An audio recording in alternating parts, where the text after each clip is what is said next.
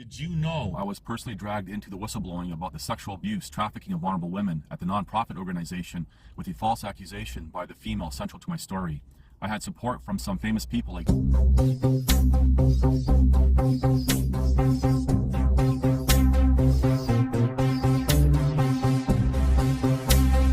One man told me about being beaten by the police and left permanently disabled because of a woman's false allegation. Hello, it's February 2026. Now, this video is inspired by a conversation, somewhat of a conversation that I recently had with someone. And it kind of touches on this whole Charlie Kirk and Area Kirk drama that's playing out, this reality TV show that a lot of people, many people bought into, and they're just getting sucked right into it. And it's not so much about them.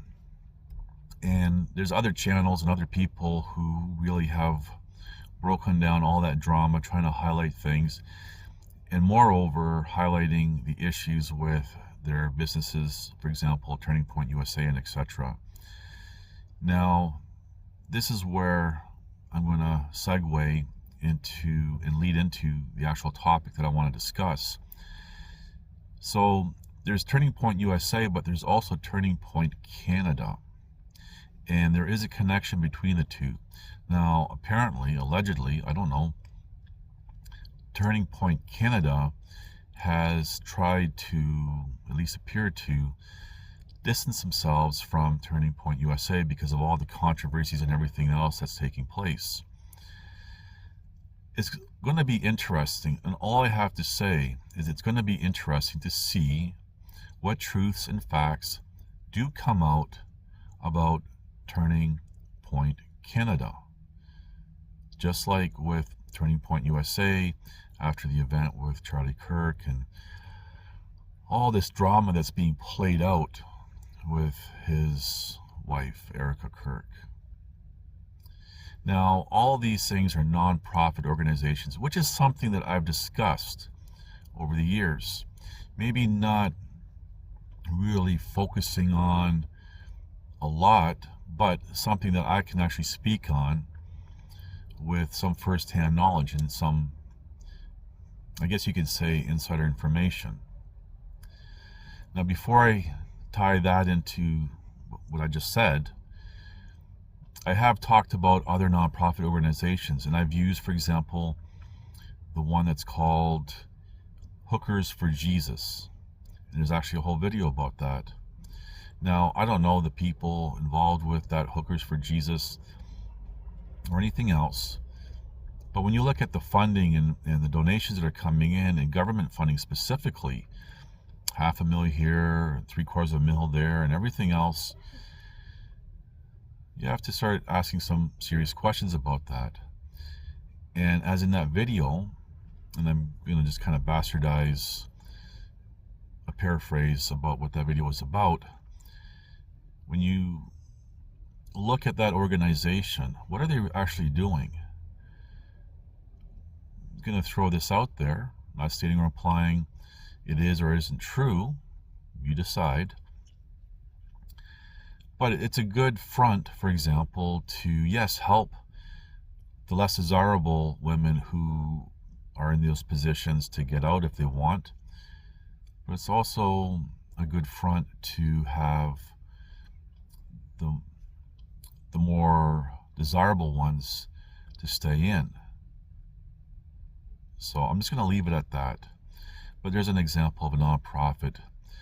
And people are very delusional when it comes to nonprofit organizations. And years ago, the whole UNICEF one just kind of exploded, and people are like, what?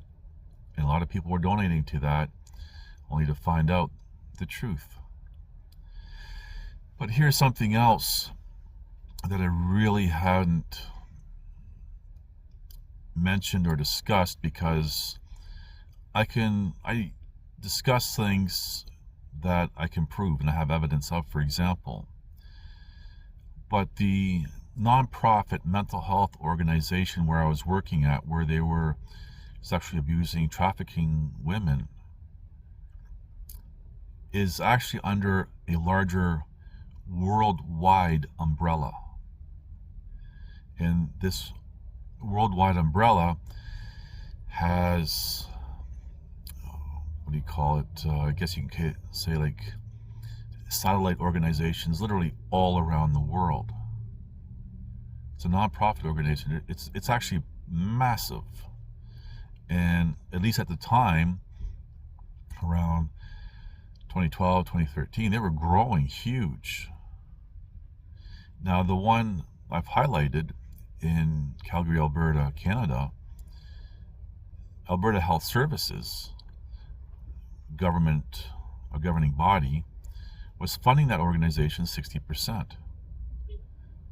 Now, I can't say 100% if they knew what was going on prior to my saying anything, but I can say that after I stated what I knew, it was about 3-4 weeks after I began working there, and they wanted to interview me about something. I do know they knew after I said what I said. And that was supposed to be in confidence, and, well, apparently it wasn't. And that began my demise. And the executive director that was there, he just picked up and left. And then a month later, the new one, who I've mentioned plenty of, he took over.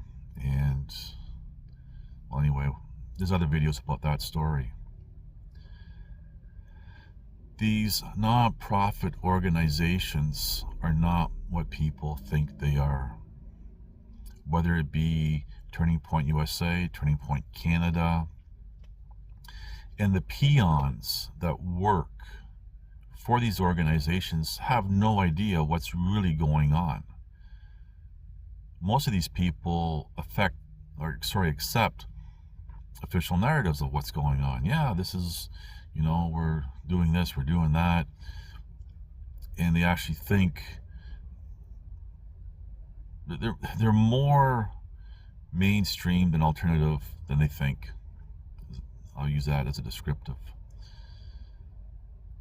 But these organizations is a really, really good way to make a lot of money. In fact, when I was working at this organization, I had come up with an idea that would have benefited the attendees of that organization as well as the organization itself by trying to wordcraft here,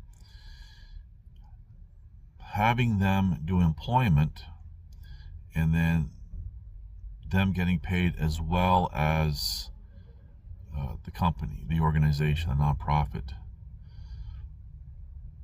It's just an idea that I had that would have benefited everybody. Was it right or wrong? Well, let you decide. I'm not saying or implying that it was or wasn't implemented or thought of, but I'll just leave it at that. And this was all before really everything went south for me, we'll say. When I turned down the offer to have sex with that woman that was pointed out, who later became central to my story. And then my opening my mouth. So I just wanted to mention that organization, just like all these other ones, do fall under a worldwide umbrella of a nonprofit organization. And it's up to people if they want to continue their delusion and support them and believe whatever they want. It's on them.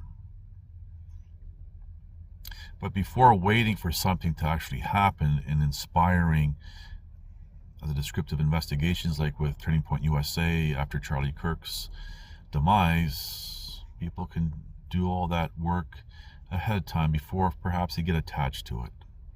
That's all I have to say.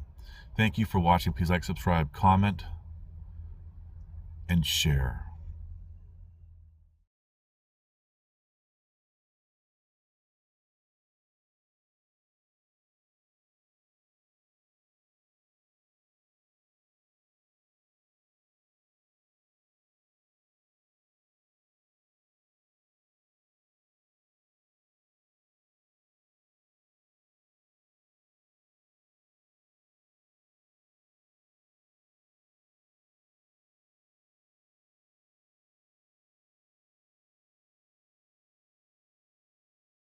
Just remember, I was one man against many.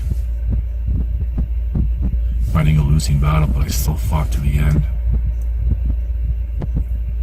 That means press on. That means endure. That means God cannot fail, and you're not going to give up. That's not an option for a child of God. This means you are going to be.